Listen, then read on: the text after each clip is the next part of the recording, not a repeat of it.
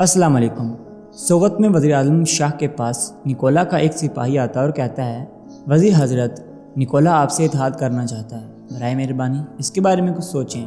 आलम शाह को बहुत गुस्सा आता है और कहता है, अच्छा तो निकोला अब मुझसे इत्तेहाद करना चाहता है।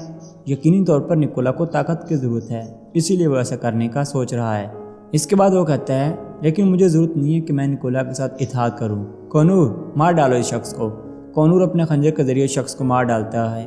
वज़ीर आलम शाह कहता है, कोनूर तुम बाहर जा सकते हो। उसके बाहर जाते ही अर साहिब से कहता है, अब मैं देखता हूँ कि ये उस्मान को जाकर के बताएगा कि हमने निकोला के साथ इत्तेहाद नहीं किया।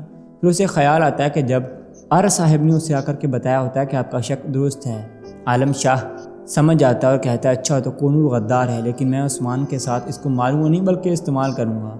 इसके बाद एक और सिपाही आकर के उसे कहता है, जनाब हम ख़वातीन को ला रहे थे लेकिन हम पर हमला हुआ। हमारी खातून ने हमला किया और सलीबी सिपाहियों ने, जो कि हरमंगा के लिए से थे, हमसे वो खो गई। आलम शाह उसके चेहरे पर थप्पड़ मारता है और अपने साथ वाले आदमी अर साहिब को कहता है, जाएं और जाकर के ख़वातीन को ढूंढें और अपने साथ इस अहमक को भी ले जाएं, ये आपको उस जगह के बारे में बता देगा। इधर से मलहन खातून तमाम ख़वातीन को लेकर के एक जगह पर आ जाती हैं, उस गार में आते ही सलजान खातून सबको काम सौंपती हैं और हमारी से कहती हैं, हमें आग जलानी है, मेरी बच्ची तुम कुछ लकड़ियाँ लेकर के आओ। इधर से गेहातो अपनी जगह पर बैठा होता है और अपने आदमी मुंके से कहता है, उस्मान का कुछ नहीं बिगाड़ सकती ये घातें, उस्मान को मैं ही अपने हाथों से मारूंगा, ये गार में उसके लिए जहन्नुम बना दूंगा। आने दो उस्मान को, जो वो करता है करने दे, मैं उसको नहीं छोड़ूंगा। इधर रात के वक्त उस्मान साहब बैठे होते हैं जंगल में, तो बुरान कहता है, भाई हम आग जला लें। उस्मान कहता है, नहीं हम आग नहीं जलाएंगे क्योंकि उन्हें हमारी खबर हो जाएगी। इतनी देर में मंगूल वहाँ पर आते हैं तो उस्मान कहता है, आग वाले आ गए, वो आ चुके हैं बुरान, अब हमें इनका इलाज करना है। मंगूल उस्मान साहब पर हमला कर देते हैं तो उस्मान उन सबको मार देता है। इतनी देर में इधर बाला खातून का बेटा पैदा हो जाता है, लेकिन वो कुछ बोलता नहीं है और ना ही रोता है। तब सलजान और तमाम ख़वातीन बेहद रोती हैं कि न जाने हमारे बच्चे का क्या होगा। वो तो कुछ बोलता ही नहीं। इतनी देर में बच्चे के रोने की आवाज़ आती है, जिस पर सब खुशी से खिल उठते हैं और अल्लाह का शुक्र अदा करते हैं। इतनी देर में उस्मान साहब तमाम मंगोलों को मार देते हैं और फिर आगे बढ़ जाते हैं। इधर से गेहातों को गुस्सा आ चुका होता है और वो मिट्टी पर अपना खून बहाता है और अपने आदमी मुंके से कहता है, मैं इस दुनिया का हुक्मरान बनूंगा, न सिर्फ उस्मान, मैं अपने तमाम दुश्मनों को मार डालूंगा। और अपने चेहरे पर उसी मिट्टी को लगा लेता है और अपना चेहरा खौफनाक सा बना लेता है गेहातों। इतनी देर में सलजान खातून बहुत खुश होती है और बाला खातून कहती है, अम्मी जान पूछें अब आप क्या पूछना चाहती हैं। सलजान कहती है, अपने बच्चे की खुशी के अलावा मैं क्या पूछ सकती हूँ मेरी बच्ची, मैं तो बहुत ही ज़्यादा खुश हूँ। अल्लाह का लाख लाख शुक्र अदा करते हैं हम सब। इसके बाद उस्मान साहब को एक ख्वाब आता है। ख्वाब में उस्मान साहब काई के बिले में चले गए होते हैं, वहाँ पर उसे कुछ नहीं दिखता तो उस्मान बाला खातून को देखता है। इसके बाद खेमे के अंदर चला जाता है। वहाँ पर उस्मान साहब को बाला खातून दिखती है तो बाला कहती है, आप कहाँ हो उस्मान, आप कहाँ हो, आखिर आपने इतनी देर क्यों कर दी। इसके बाद उस्मान उरहान और अपने बेटे दोनों को ही अपने पास उठा लेता है और सरदारी के नशिस्त पर बैठ जाता है। थोड़ी देर के बाद उस्मान साहब को होश आती है तो सिपाही अजान दे रहा होता है सुबह की अजान के बाद तमाम सिपाही नमाज अदा करते हैं तो उस्मान साहब अल्लाह ताला से दुआ करते हैं, अल्लाह हम कभी भी तेरी नेमत से नाउमीद नहीं हुए, हमारी मदद कर इन दुश्मनों के मुकाबले में जिन्होंने हमारे साथ ये सलूक किया और हमें इस जंग में सुरखरू कर दे। इसके बाद आप देखेंगे कि जरकुताय उसको भी होश आ चुकी होती है तो सब सिपाही बहुत खुश होते हैं और कहते हैं, जरकुताय मेरे भाई तुम फिक्र ना करो, हम इस सब से निकल जाएंगे। सुबह होते ही वज़ीर आता है और फिर कहता है, तुम जानवरों जैसे हो, तुमने सल्जूकी के वज़ीर के आगे अपनी तलवार नहीं फेंकी, अब मैं तुम सबको नहीं छोड़ूंगा, देखो तो सही उस्मान तुम्हें यहाँ से नहीं निकाल सकता। उस्मान साहब आखिरकार सुबह के हाथों को मिल लेते हैं और उससे कहते हैं कि तुम अब नहीं भाग सकते मज़ीद, तुम्हारा आगे जाने का रास्ता ख़त्म हो चुका है।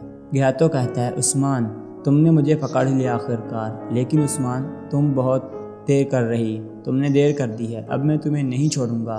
बुनियादी तौर पर मैं वहीं खड़ा हूँ, बल्कि तुम मेरे घात में फंस गए हो। थोड़ी देर के बाद गेहातो का कमांडर अपने तमाम मंगोलों को बुला लेता है इशारे से, तो तमाम मंगोल उस्मान और उसके सिपाहियों को घेर लेते हैं। उस्मान को समझ लग जाती है कि हमें दोबारा से एक जाल के अंदर फंसा लिया गया है। गेहातो कहता है, उस्मान अब तुम यहाँ से बचकर कहीं नहीं जा सकते, क्योंकि यहाँ पर मैं तुम्हें मार डालूंगा। इसके बाद उस्मान साहब लड़ने के लिए तैयार हो जाते हैं। उस्मान पर हमला कर दिया जाता है। मंगोल बहुत ज़्यादा होते हैं, लेकिन फिर भी उस्मान साहब हिम्मत नहीं हारते, बल्कि उनके साथ लड़ाई जारी रखते हैं। ہماری خاتون غار سے باہر نکلتی تاکہ بالا خاتون کے لیے کھانے کے لیے کچھ شکار کر کے واپس جایا جا سکے، لیکن وہ وہاں پر دیکھ لیتی ہے کہ کچھ سلجوقی سپاہی غار کے قریب آ رہے ہیں اور وہ بالا خاتون کو تلاش کر رہے ہیں۔ ان کا سردار ار صاحب کہتا ہے چلو اس غار کی طرف، ہمیں وہ غار کے اندر جانا ہوگا۔ ہماری خاتون یہ جلدی سے سن لیتی ہے اور اسے سمجھ لگ جاتی ہے کہ سلجوقی ہمارے نشان ڈھونڈتے ڈھونڈتے یہاں تک آ پہنچے ہیں، بہت جلد یہ ہمیں ڈھونڈ لیں گے۔ اس کے بعد وہ جلدی سے بھاگتی ہے اور پھر کہتی ہے ہمیں جا کر کے بالا خاتون اور سلجان کو بتانا ہوگا ورنہ یہ لوگ انہیں ڈھونڈ لیں گے۔ ادھر سے عثمان صاحب پر حملہ ہو چکا ہوتا ہے اور عثمان صاحب اپنی حفاظت کرتے ہیں۔ دیہاتوں کا کمانڈر منکیان آگے بڑھتا ہے تو عثمان کو اس پر بے حد غصہ آتا ہے۔ عثمان اس کو بہت زیادہ زخمی کر دیتا ہے کہ وہ بے ہوش ہو کر زمین پر گر جاتا ہے۔ اس کے بعد اور جنگجو عثمان پر حملہ کرتے ہیں۔ منگول بہت زیادہ ہوتے ہیں جس کی وجہ سے عثمان صاحب زمین پر زخمی ہو کر کے گرتے ہیں کہ اتنی دیر میں گندوز وہاں پر پہنچتا ہے اور تیروں کی بارش کر دیتا ہے اور کہتا ہے ہم آ گئے ہیں میرے بھائی، ہم آ گئے ہیں۔ عثمان صاحب بھی اٹھ کر کے کھڑے ہو جاتے ہیں اور گہاتو اسے سمجھ لگ جاتی ہے۔ گہاتو وہاں سے بھاگ جاتا ہے اپنے تمام جنگجو لے کر کے۔ پھر آئیگل خاتون اور تمام لوگ، کوسس بھی وہاں پر آ جاتا ہے اور کہتا ہے ہم آ گئے ہیں عثمان صاحب، آپ کو فکر کرنے کی کوئی ضرورت نہیں ہے۔ اس کے بعد جیسے تمام منگول مرنے لگتے ہیں تو عثمان اٹھتا ہے اور پیچھے بھاگتا ہے تاکہ ہم ان سب کو مار سکیں۔ گندوز کہتا ہے عثمان صاحب ہمیں رکنا ہوگا۔ عثمان کہتا ہے میں اسی لمحے کا تو انتظار کر رہا تھا بھائی، یہ اب آپ کیا کر رہے ہیں، ہمیں انہیں مارنا ہوگا۔ گندوز کہتا نہیں عثمان، ہمارے تمام سپاہی وزیر عالم شاہ کے قبضے میں ہیں، انہوں نے ہمارے قبیلے پر حملہ کیا اور پھر ہماری خواتین کو اپنے ساتھ قیدی بنا کر کے لے گیا۔ عثمان ہمیں سمجھنے کی ضرورت ہے۔ عثمان کہتا بھائی یہ آپ کیا کہہ رہے ہیں، آخر ایسا کیسے ہو سکتا ہے؟ گیا تو تھوڑا سا آگے بھاگتا اور پھر اپنے آدمی سے کہتا ہے میں عثمان کو اپنے ہاتھوں سے مار لوں گا، میں سب کچھ جانتا ہوں، مجھے اس کی ضرورت ہے کہ میں عثمان کو ماروں۔ بتاؤ وہ جنگجو 20,000 وہ کب تک یہاں پر پہنچیں گے؟ سپاہی کہتا ہے جناب وہ بہت جلد یہاں پر آ جائیں گے۔